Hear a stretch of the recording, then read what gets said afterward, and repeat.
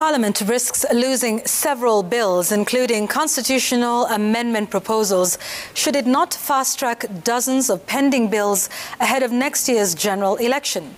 Now, at least two constitutional amendment bills that would have made it possible for members of Parliament to be appointed to the Cabinet are yet to be accorded the crucial second reading. Sam Gituku reports on the dwindling chances of pushing a first constitutional amendment before the next election. The 12th Parliament has lately been hit by constant quorum hitches, especially at the National Assembly, that has to have the bell rung for minutes to attain the minimum of 50 members sitting. And as the clock ticks towards the election period, MPs are becoming more engaged on the campaign trail in their constituencies. This threatens the life of several bills that are yet to be processed by the House. Crucially so are two constitutional amendment bills that are yet to be read a second time. Daragwa MP and Chair of the Constitutional Oversight Committee, Jeremiah Kioni, sponsored a constitutional amendment bill number 40 of 2020. The bill proposes to have CSs appointed from among members of Parliament, allow the Attorney General to be assigned Cabinet Secretary duties. It also seeks to allow county governors to appoint County Executive Committee members from among MCAs.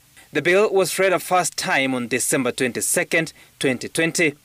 Members of the public were invited to give views on the bill 7 months later, an exercise that was to conclude in August this year. Article 256 of the Constitution requires that a bill to amend the Constitution through the parliamentary route be introduced in neither house. Once read a first time, such a bill shall not be called for second reading within 90 days.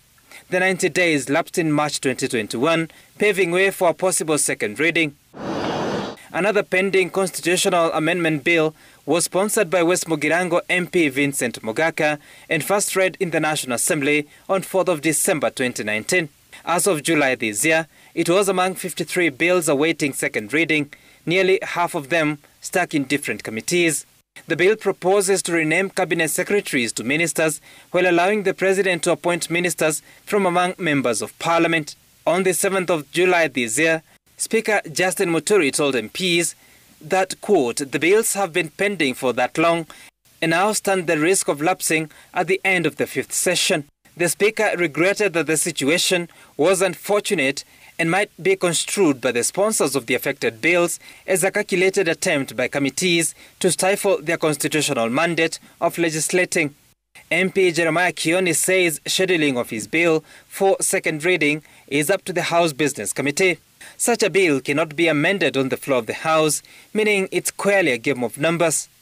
Article 256 provides that for such a constitutional amendment to pass through Parliament, both the Senate and the National Assembly must pass the bill in second and third reading by not less than 2/3 of all members of the respective House.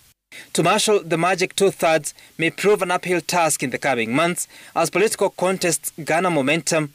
Parliament last garnered 2/3 membership during the consideration of the BBI Constitutional Amendments Bill earlier this year. I therefore order that the bill be read a third time.